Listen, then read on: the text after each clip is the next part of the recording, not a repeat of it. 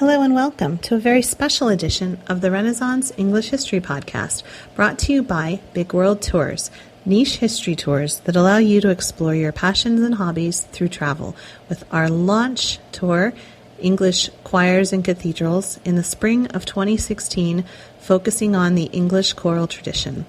We'll be attending evensong services and listening to some of the greatest choirs in the UK for 9 days. It's going to be amazing. So to learn more, you can go to www.bigworld.com. So www.bigworld.com. So this is a very special edition because it's me and Brittany from History Bitches, which is a great podcast that really focuses on women's history, and it's amazing. I love it. So I contacted Brittany to see if she wanted to do some episodes together. And since it was fall and Halloween, we decided to pair up and do some episodes on ghosts and witchcraft. So what follows is a conversation that we had about some research that we did on ghosts, and we'll be posting witchcraft in another episode. So enjoy. I'm here with Brittany from History Bitches, and she's here with me. Yeah, hi, my name is Brittany, and I am the host of History Bitches. And not too long ago, Heather contacted me to ask if I would be interested in doing a joint episode with her, and how could I say no?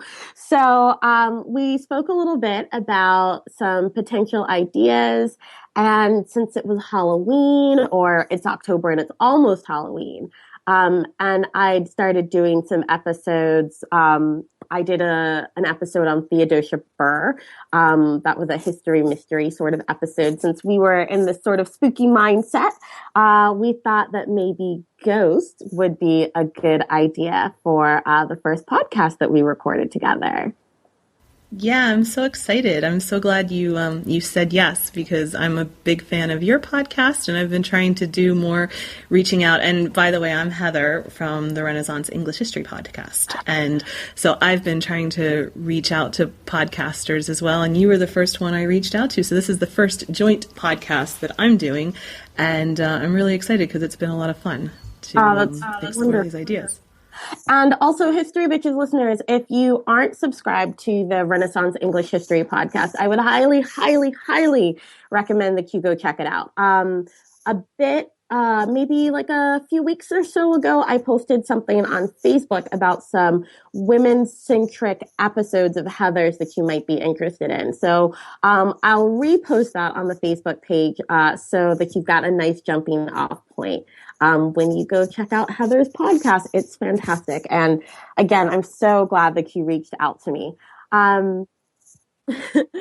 So we're going to be doing our first episode on Tudor and Renaissance ghosts.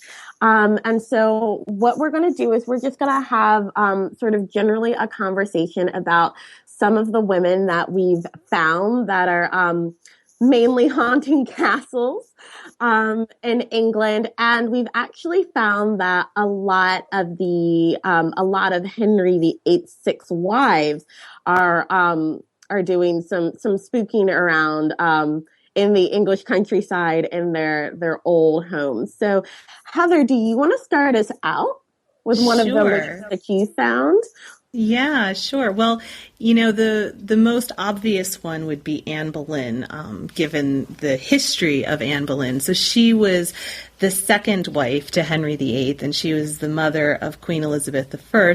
And she, of course, is the one that had this tumultuous courtship with Henry. He wanted her to be his mistress, and the story goes that she said no, she would only be his wife. And at the same time, Henry's wife, Catherine of Aragon, couldn't seem to give him a living son and heir, which he needed. So he spent over a decade figuring out how to divorce Catherine and marry Anne.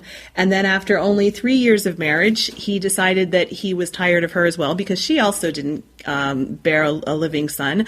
And so he figured out a way to get rid of her, which was to accuse her of adultery with no less than 6 men, one of whom was her brother. And she was executed in the Tower of London.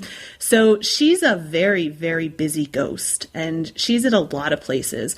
But one of the places where she apparently comes every Christmas is her childhood home of Hever Castle.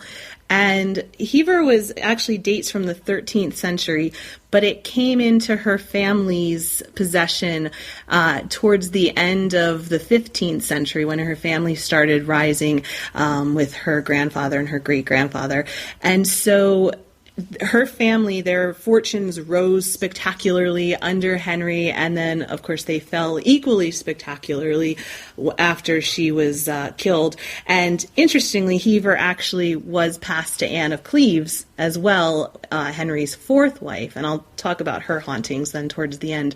But so it's kind of been through the family, as it were, the wives.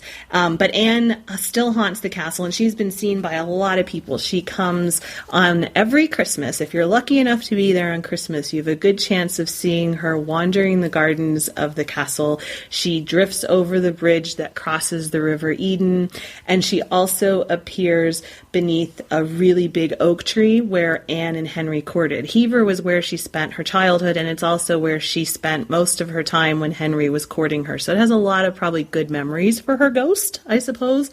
And I think also most recently in August, there was a tourist at Hever Castle that said he took a picture of Anne Boleyn's ghostly hand pointing at something, and it was in all the newspapers. People can Google it if they're interested in seeing the image. I can stick a link up as well in the show notes.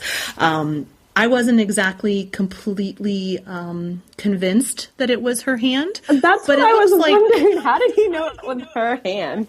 I know, right? It looks like something, and it could be a hand. Whether it was Anne Boleyn's hand, I'm not exactly sure. But it's just interesting that even now, almost 500 years after her death, tourists are still seeing her or thinking that they're seeing her at Hever at her childhood home. So that's one place where you can go to see Anne. Of course, she's in lots of other places like the Tower as well. But if you want to see a happy place that she would be associated with, it would be Hever. So, like you said, Anne Boleyn is a very busy ghost because I also have a story about her haunting Blickling Hall. So you mentioned that Hever Castle is her childhood home, but there's also a bit of controversy about whether or not she was born there. So Blickling Hall is a very stately home in Norfolk, England. And the Boleyn family owned the original hall from 1499 until 1505. And since there's a bit of controversy about when Anne Boleyn was born, it's unknown whether or not she was born at Blickling or Hever. But regardless of whether this was a place that she was born, it's something that it's a place that's associated with the Boleyns. Now, the actual manor that the family owned is no longer there during the reign of James the First. It was destroyed and a new property was built on top of it. But despite the fact that the original home is no longer there, she still haunts it. So I guess a few months before she goes and she haunts Hever Castle at Christmas, every May 19th at midnight, and May 19th is the date of her execution, she comes to Blickling. And the story is that she arrived at midnight in a phantom carriage that's drawn by headless coachmen and 4 headless horses. And she's supposed to be dressed in all white. And if the image of herself that she's projecting at Hever Castle is a happy one, the image that she's projecting at Blickling is a bit more gory because she's said to be seen carrying around her severed, dripping head. And so on arrival, the horses and the carriage disappear, and Anne roams around the corridors and the grounds of Blickling until sunrise.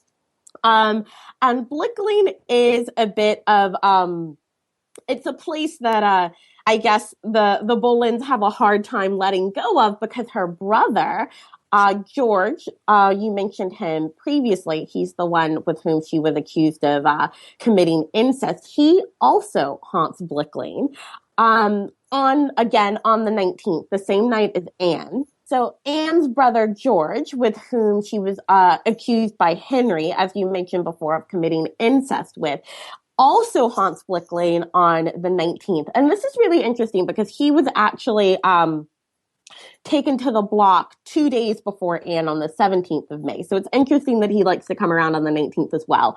But like his sister, he is seen as headless. And he doesn't necessarily haunt the grounds, but supposedly you can see him being dragged around the countryside by 4 headless horses. So I wonder if those are Anne's horses. Oh, wow. Yeah, isn't that just terrible? And her father, Sir Thomas Boleyn, also is said to haunt Blick Lane. And his story gets connected with Anne's in that he is sometimes said to be the coachman who delivers her ghost to Blick Lane Hall. And so after he drops her off at the front doors of Blick Lane, he carries on, and he's supposed to be chased by hordes of screaming demons because he's responsible for betraying his family. He let his 2 children be executed without speaking up in their defense. And he is supposed to drive his coach over 12 bridges that lie between Wroxham and Blick Lane for 1,000 years as penance for his betrayal. That's really disturbing. I know. So it's funny that you found this, happy story. I like my Anne ghost better than yours. I can understand why my Anne ghost is a bit bleak. She is. Oh my gosh. Wow. Okay, so I'm not ever going to go to Blick Lane in May. I'm just going to stay. Not like I really would, but if I ever have the opportunity, I don't want to see anything like that. Well, if it makes me feel better, her ghost supposedly didn't show up this year. So. Oh, well, maybe she's on vacation. Maybe she's retired or something. Yeah, maybe she's decided that she just wants to hang out at Hever because it's her. Be happy. Exactly. Good for her. Good for her. Cool. Well, another place that you would expect to be quite haunted that I found was Windsor Castle. And Windsor is the oldest and largest occupied castle in the world.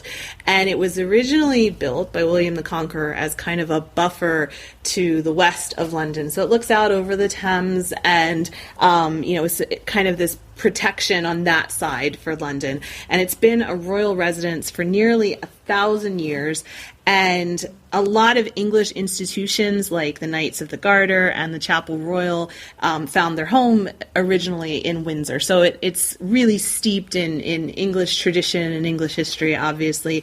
And I think it's something like 10 monarchs are buried in beneath the chapel in Windsor. So as such, there's like a whole party of ghosts going on there at Windsor. It's a ghost party. And so I think the hallways get quite crowded. But Elizabeth I is the most famous ghost here. And of course, she was the daughter of Henry VIII and Anne Boleyn, and she ruled for nearly 5 decades, and she ushered in this period known today as the Elizabethan Golden Age. And it was this period in which the arts flourished, and the Spanish Armada was defeated, and England also started exploring and starting colonies and catching up with France and Spain with exploration of the New World. And really, it was kind of this golden period where things finally stabilized after the Wars of the Roses in the 15th century and then all the turmoil with Henry and the religious turmoil. So it was, I guess, a pretty good period in which to be alive, and Elizabeth has a lot to be proud of. So she is the most active in the library, and a lot of people have talked about how they have heard the sounds of her clicking heels as she moves around the wood floor. And she's always seen wearing a black dress and a black shawl. And interestingly, it's not just tourists or kind of people that grounds people or things like that have seen her. She's even been seen by other monarchs. So King George III, he spent a lot of time at Windsor Castle, and he once claimed that he had a conversation with a ghostly woman dressed in black who called herself Elizabeth and claimed to be, quote, married to England. And so, he had this nice conversation with Elizabeth. You can imagine them having tea together in the library, I suppose. King George talking about how he was losing the American colonies and everything like that. And I guess, I don't know if Elizabeth gave him any advice or what, but then over 100 years later, Edward VII apparently confided in his mistress about this ghostly encounter that he had in Windsor with a woman dressed in black who resembled Elizabeth. And Princess Margaret has also admitted to seeing Elizabeth. And more recently, a guard has followed her into the library. A guard saw her and followed her, wondering what was going on, and followed her into the library where she disappeared. And I guess one of the things that Elizabeth was most known for was beating the Spanish Armada and almost being this kind of military queen, even though she was a woman, which was a big deal then. But the appearance of her ghost is said to be almost linked to the advent of war. So George VI, the present Queen Elizabeth II, her father, he said that he observed the ghost of Elizabeth I on 8 consecutive nights during the opening days of the Second World War. And although nobody knows, he never said if he actually talked to her or not. But it's just really interesting that she would come around at times when England was going to war, and maybe she felt like she wanted to give some advice or just be a support to her fellow monarchs. But that's kind of where Elizabeth spends a lot of time there at Windsor talking to today's monarchy. That really makes me like her. Or at least her ghost. And her as well. I like her. She seems cool. But there's just something really noble about that, even in death, just sort of sticking with her fellow monarchs. I really like that. That seems like a good thing for her to do. And it was just a little side thing about hers. She really, it does fit with her personality because she was always really in support of monarchy. So she resisted any kind of efforts that Parliament made to take control over the succession, for example, when she wouldn't say who her heir was. And also she was really, really in support of Mary Queen of Scots when the Scottish nobles rebelled and Mary Queen of Scots had to come to England and fled. And Mary Queen of Scots came to England in part because she was so sure that Elizabeth was going to support her. And Elizabeth really wanted to support her. It was her advisors like Cecil who said that Mary Queen of Scots was, dangerous. But I just think it's interesting that she was really Henry VIII's daughter that way. She was the supreme head and the monarchs are their supreme head. And I think it's really cool that even in death she feels like that. Yeah, that is really neat. So I also have another castle. And this one is Hampton Court. And Hampton Court has been a royal residence, for a very, very long time, but it's most closely associated with Henry VIII.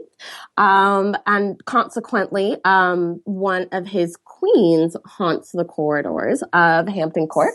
And, that is Jane Seymour. And Jane Seymour was Henry's third wife, who followed Anne Boleyn, and she was also his favorite wife because she is the one who gave him that long wished for son. And the place where she haunts is Hampton Court Palace. And Hampton Court has been a royal residence for a very long time, but Henry VIII, of course, is the monarch that's most associated with Hampton.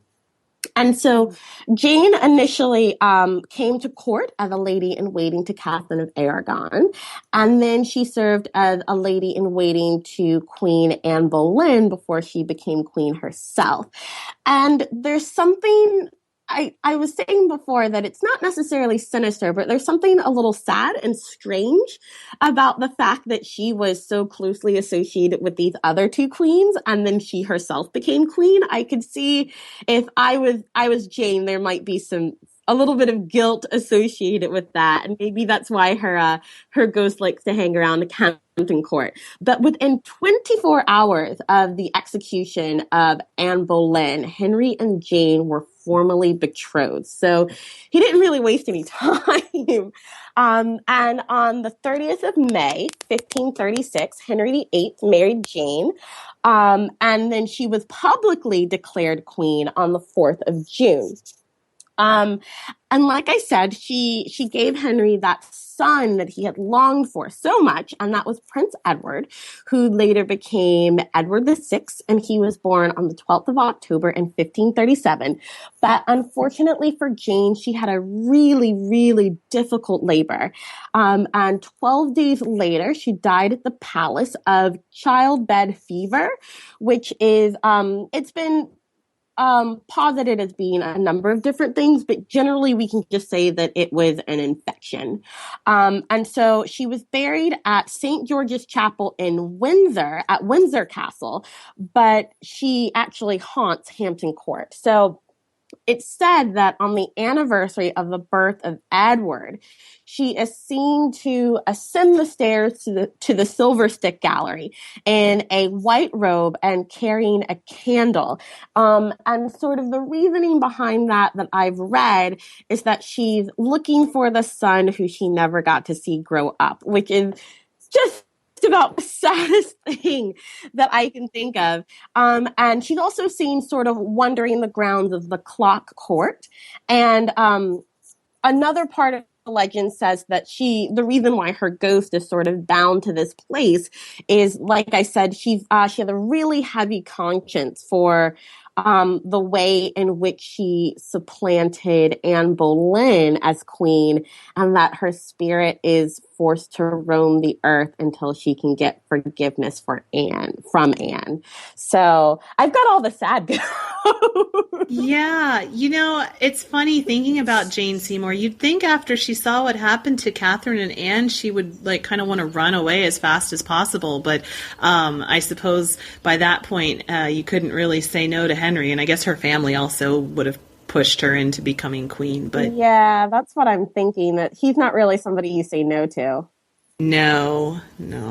What a shame. I know. Well, I have a sad ghost too, though, which is another quite tragic story with Henry and his later, once he became the tyrant that we think of today, which is Catherine Howard. And so she's also at Hampton Court with Jane, and she was Henry's fifth wife. And of course, I think, like you said, Jane was his favorite. And after that, he tried this marriage to Anne of Cleves, which didn't work out at all. And then he was in this position where I think he just really wanted, to feel young again and to have this young, gorgeous trophy wife. And he was a tyrant, and he was turning quite mad and crazy. And poor Catherine Howard got caught up in that. And she was related to some of the nobility. She was actually related to the Boleyn family very distantly, and she became Henry's wife. She was only a teenager. And she got all kinds of caught up in these affairs of state that were just way beyond what she could understand and her maturity level. And she did have other affairs, most likely. And you can't really blame her. I mean, Henry wasn't particularly that good looking by that point, we can imagine. And as a young girl being placed in this position, it would have been really hard for her. And I don't think that she really understood what she was getting herself into. So she got involved with other courtiers, and a lot of people say she let the queenship kind of go to her head, and she wound up being executed for adultery. So her story is also wrapped up in Hampton Court, because Henry was sitting in the Chapel Royal in Hampton Court in 1541 when Archbishop Cranmer handed him this letter with news that his wife, they'd been married for about 18 months by this point, that she had been unchaste. And apparently nobody actually even wanted to tell Henry because they were so afraid of his reaction, so they wrote it in a letter. And of course, for queens at this time, having an affair is actually treasonous. Because with the male line, if she got pregnant, it could potentially not be Henry's, and that person could be king. So it wasn't just the adultery itself. Adultery at that time was treason. And so this is an accusation, essentially, of treason of the queen. And so Henry said, you have to investigate it.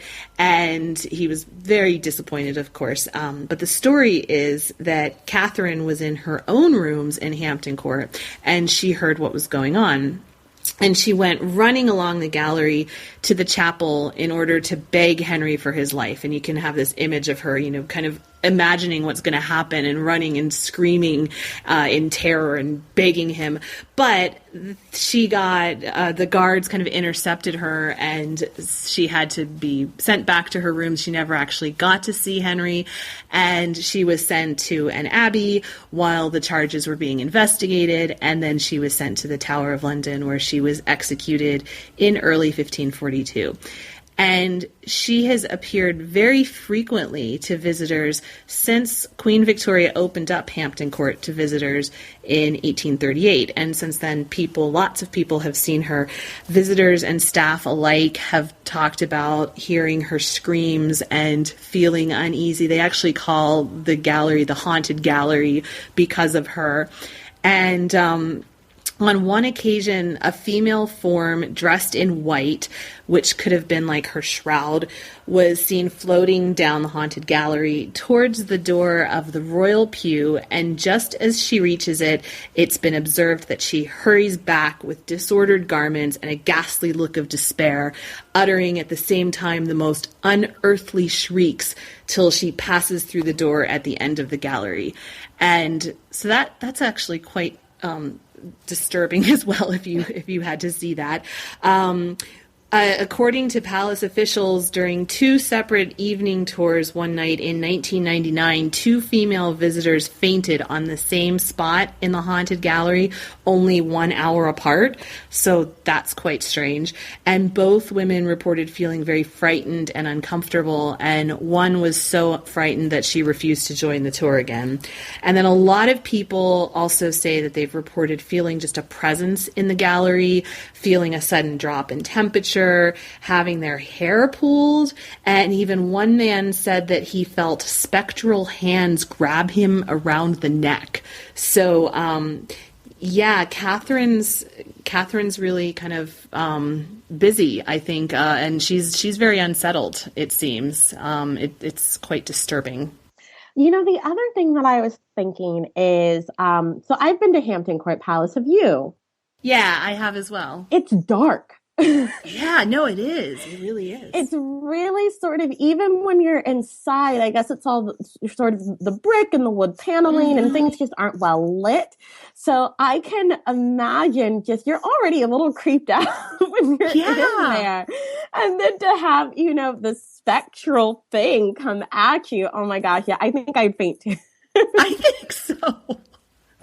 Yeah, that would be very disturbing. I hate hands going around your neck. Oh, yeah. I mean, it's interesting that it's a frightened ghost, but at least in one instance, it's also sort of a violent ghost. Yeah. And you can't really blame her, I guess, after everything that happened with her. But yeah, she's not very peaceful. Yeah. No. Yeah. Exactly. After what happened to her, I imagine that you wouldn't be. So I have another ghost who's in Hampton Court Palace, and she's not necessarily, she's not a vengeful ghost, and she's not a sad ghost. She's just sort of a slightly disturbed ghost. So this is Sybil Penn, and she was Edward's nurse, and, Edward was the son of Jane Seymour and Henry. And Sybil died of smallpox in 1562, and she was buried at Hampton Church. And when the church was destroyed in 1829, her remains were disturbed. And after that, it said that her spirit returned to the rooms in which she inhabited at Hampton Court Palace. And she's been, her ghost is known as the Gray Lady, and she's been described as a tall, hooded figure. And this is where I think it gets a little bit creepy. So the sound of a spinning wheel could be heard from behind a wall in the southeast wing of the palace shortly after her tomb was disturbed. And when they demolished the wall, they found a small forgotten room, and inside was an old spinning wheel that they believe either belonged to Sybil or was either used by her when she was living at the palace. Isn't that scary? It really is. And she is the most persistent ghost at Hampton Court Palace, and her ghost has been seen as recently as 1986. So I guess she's sort of retired from haunting since it's been about 29 years since her ghost has been seen. Interesting. Yeah. Speaking of gray ladies, my next ghost was actually gray. It's a Lady Jane Grey. I'm so clever. I love it. Yeah, so maybe I'll edit that part out. No, keep it. Okay, so back to the Tower then, the Tower of London. One of the most tragic women in Tudor history, I think, is poor Lady Jane Grey. Her official title wasn't actually Poor Lady Jane Grey, it was just Lady Jane Grey, but I always call her Poor Lady Jane Grey because she's just really tragic in my eyes. She got all caught up in the Protestant Reformation in ways that she never expected or wanted. Her cousin, Edward, who was Henry's son with Jane Seymour, he was dying as a teenager, and he had been raised Protestant and put through, during his 5 years as king, he put through a lot of Protestant reforms in England. And he really wanted to die knowing that his reforms were going to live on. And also, his advisors were particularly antsy for their lives and for his reforms to live on because his heir, officially, according to Henry VIII's will, was his half-sister Mary, who was the daughter of Catherine of Aragon, Henry's first wife, and she was a devout Catholic, and she hated Protestantism. And you can't really blame her because Protestantism kind of broke up her parents' marriage because it was Henry leaving the Pope and founding the Church of England that was the result of her parents' marriage falling apart. So she really, really hated Protestantism. And so Edward changed the succession, he called it the device for the succession, to favor his cousin, Lady Jane, who was Henry's great niece through her mother. So her mother was Henry's niece, so she was her the great niece. And she herself didn't want to have any part in the whole mess, but her family forced her into it. They were Protestants, and they saw it as a way to, have their daughter be queen. And the problem was it really didn't go according to plan because Mary was the rightful heir, and the people all knew it, and she was able to fight back and take control of the throne that was rightfully hers. And she imprisoned everybody that was involved. And she did show mercy at first to Jane. It didn't go according to plan, though, Jane becoming queen, because Mary, of course, was the rightful heir. She was able to fight back and take control of the throne that was rightfully hers. Everybody knew that, according to Henry's will, she was the heir. And she imprisoned everybody that was involved, but she did show mercy at first to Jane. She thought she was innocent of treason, and sadly, though, for Jane, there were a number of plots still that would happen within the next couple of months, and she was the unwilling figurehead for these plots, and she was then executed, and she was only 17 years old at the time. So she was executed in this really brutal way, and she lost her head. She had to watch her husband be executed first and his body carried back, really a mess. And so she haunts the tower as well. She's been seen a number of times, usually as this kind of ghostly white, it's just specter, right on the tower green. And she also becomes a white shape forming itself on the battlements. And she was last seen by 2 guards on February 12th, 1957, and it was the 403rd anniversary of her execution, and these 2 guards saw her and didn't know what was going on, and they actually testified about what they'd seen then, and it was just a white shape on the battlements. And interestingly, also, her husband, she was married to another nobleman, Guilford Dudley. He has been seen in Beauchamp Tower weeping So his ghost is very upset as well. And it's just really a shame, these two kids who got caught up in their parents' power trips, and now they were executed, and they seem quite unsettled about it. Although, with Jane, she hasn't been seen since 1957. It's like almost 60 years. She might be retired from haunting as well. I was just thinking about there's this picture of her. It's a really famous painting. If you've seen Jane Grey, it's probably because you've seen the Paul Delaroche. The one at the National Gallery of Art in London. Oh gosh, how awful is that?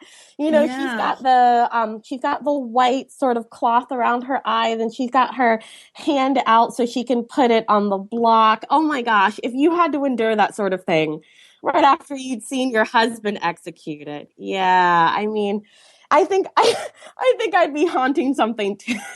I know. And it's such a shame because she was such a quiet little girl. Like all the reports, all the chroniclers talk about how she was so into her books and she just really wanted to study and learn. And she got all caught up in this. So I would be haunting too. Good for her if she's retired, if she's found some peace. Oh, poor thing. So instead of talking about a lady in gray, I'm going to talk about a lady in green. And that is Catherine Parr, who haunts Sudley Castle. And she was the last of Henry she was the last of Henry VIII's 6 wives. There we go. And I think she had to be one of the luckier ones. Of course, Anne of Cleves got to divorce him and go off and live her life and have property and never be bothered again. While Catherine Parr actually had to be married to him when he was old and cantankerous and had that big leg ulcer. And But she's interesting because she's also the most married English queen. So she had 2 husbands before Henry, and she had 1 after. And she was also the first woman to be queen of both England and Ireland. So after Henry's death, about 6 months later, she married her last husband, and that was Thomas Seymour, the first Baron Seymour of Sudley. And so it seemed like a fairly happy marriage. And she moved to Sudley to be with him. And at age 35, she became pregnant. And this was a bit of a surprise because, as I mentioned before, she'd been married 3 times previously, and she'd never conceived.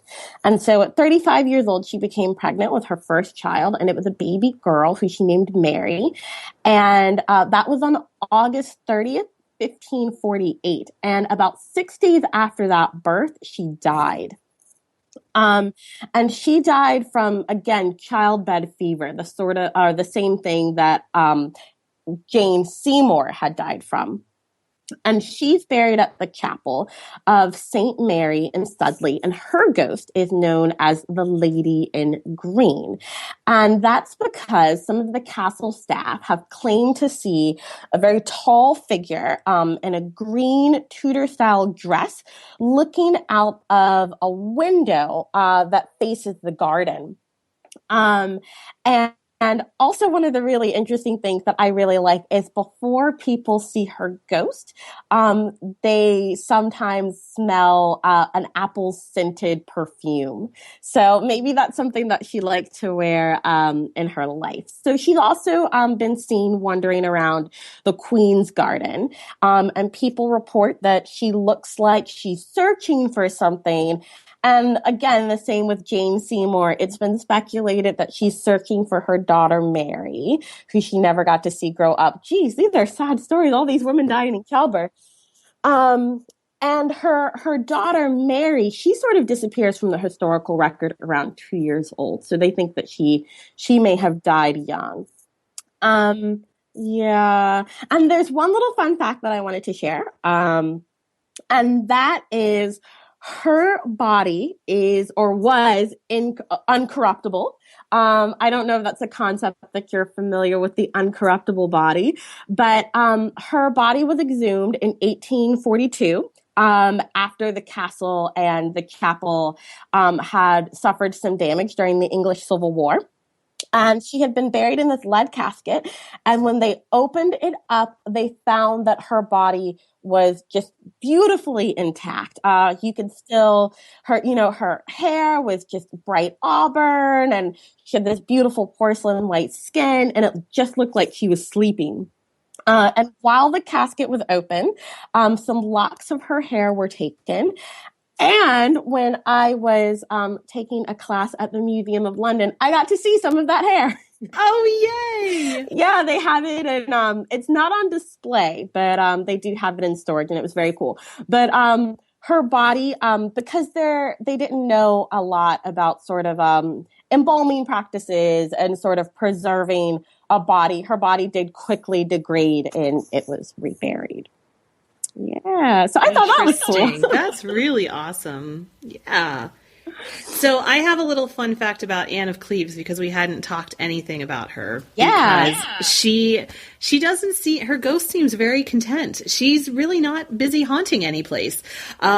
She did when she settled with Henry and got this divorce. She was given a couple of different houses. One of them is now known as Anne of Cleves' house, and she never lived there. She rarely ever saw the house, but it's a popular spot for paranormal investigation. And Anne of Cleves seems content to not haunt anyone but herself. She's just living her life. Maybe she went back to Germany. I don't know. But apparently there's a ghost that is in the upper bedroom loft at Anne of Cleves' house. But the ghost it said the ghost is as elusive as Anne herself. So maybe she's hanging out in this house that she was never probably lived in. But it seems like Anne of Cleves has gone peacefully to the wayside and to the other side and is peaceful with that. If any of Henry's wives were going to go peacefully and sort of live out their ghostly lives, it would be Anne of Cleves. Would be, wouldn't it? That's awesome. I have the last of Henry's wives, which ironically is the first. And unfortunately, her ghost is sort of hanging around because she was the first of Henry's wives to sort of get shafted. And that was Catherine of Aragon, and she was Henry's first wife. And before she married Henry, she had actually married his brother, Prince Arthur, and he was the heir presumptive to the English throne. But unfortunately, shortly after their marriage, they both came down with a mysterious illness. It may have been the English wedding sickness. Nobody's certain what exactly it was, but while she got better, he passed away. And afterward, she married Henry, and that was in 1509. And they really did have a happy marriage at first, but things sort of started to go downhill when she wasn't able to produce any surviving sons. So we know that she was the mother of Mary the First, who would go on to earn the dubious nickname of Bloody Mary. But there was really no precedent for having a woman on the throne. And so he really wanted that boy that Jane Seymour was later able to give him. But things sort of deteriorated with Henry and Catherine, and he wanted a divorce. But because the Pope wouldn't grant him one so that he could marry Anne Boleyn, he broke with the church and he declared his marriage to Catherine of Aragon invalid.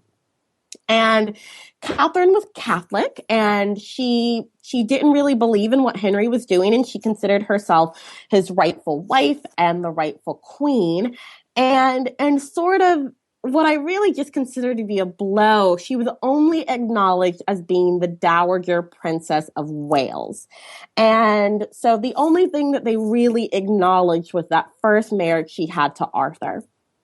And she was banished to Kimbolton Castle in 1535, and she died there on the 7th of January, 1536. So she only lived there for about a year, and she likely died of cancer. And again, and just sort of one of those parting shots, when she was buried at Petersburg Cathedral, she was given a ceremony that was befitting of a princess dowager instead of a queen of England. So I know, so if I was her ghost, I would be so ticked. And she never got to see her daughter again. They kept Mary away from her too. I would be so upset. So you're not being recognized by your husband. You're being kept away from your daughter. And she died, you know, really sort of in this dank castle alone. And so she haunts this place that was, you know, the scene of her confinement and then later her death. And when she was living there, she really limited herself to sort of one area of the castle, and that's where her ghost has been seen.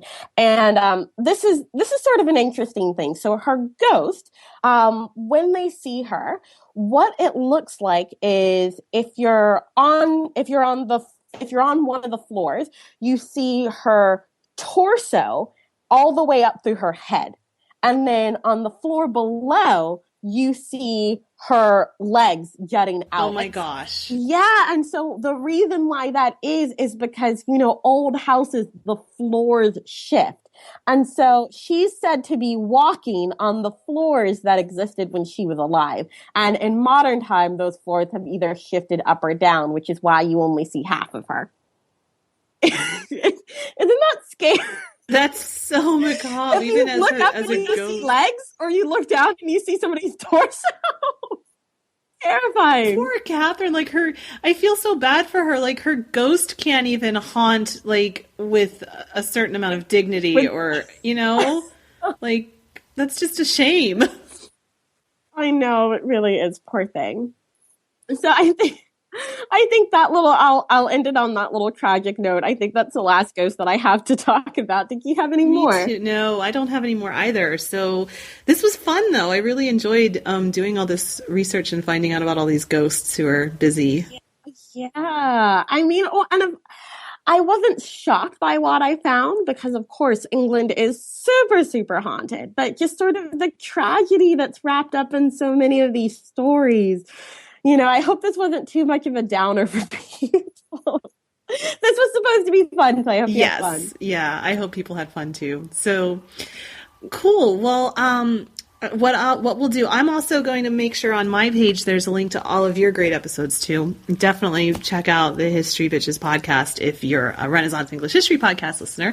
And thank you so much for doing this with me. And we're going to do another episode that we're going to record as well on witchcraft. Well, right? Because we're just really getting into the spirit here. So, which I think is actually a little bit more depressing than the ghosts, because the ghosts we kind of can talk about lightly, but the witchcraft was really real. And like, well, I don't know if the witchcraft was real, but these women who were accused, and it's quite depressing. So, but we'll try and keep it light. As light as possible. Yeah, but it's Halloween. It's the time of year where we have to think about things like that. So, cool. Exactly. Excellent. Oh, and I just want to put in that the Renaissance English History podcast is sponsored by Big World Tours, and Big World is actually a tour company that I've started doing niche history tours in England. So our first tour that we're starting with is the English choral tradition, and we're doing tours to evensong services where we'll listen to choral music in places like Salisbury and Ely and King's College, Cambridge, all the really cool places that are important in the English choral history world. And if people are interested in that, they can go to bigworld.com. Big World, all one word, bigworld.com. So I just want to put that in as well. That sounds awesome. I'm really sad that I'm not in England anymore. So that I can go on that, I'll do. But yeah, if you're interested in that, absolutely take a look, because it sounds really interesting and wonderful. Yay. Okay, so I guess we'll stop for this one, and then we'll be back again. For our listeners, we'll be back again with witchcraft soon. Yeah, so look for that coming down the pike. And Heather, thank you so much. This was absolutely wonderful. I just had an amazing time. So thank you for being such a great co-host, and thank you for contacting me, because this was really, really fun. Thanks for answering. Thanks for going along with it. This was a blast. So excellent. Yeah, my pleasure. I'm excited to do our next one. Thanks again to Brittany from History Bitches. And to learn more about the ghosts that you've heard about, you can go to the show notes at www.englandcast.com. www.englandcast.com. Again, that's www.englandcast.com.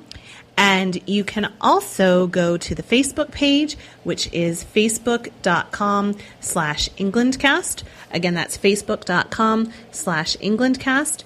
And I also have a listener voicemail line that you can send me messages on as well. So if you want to send me notes, if you want to say anything, the listener feedback line is 801-683-9756.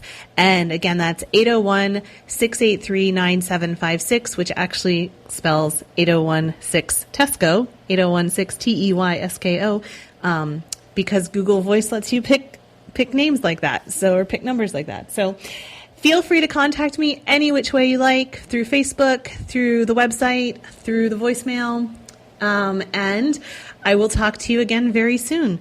Thanks for listening.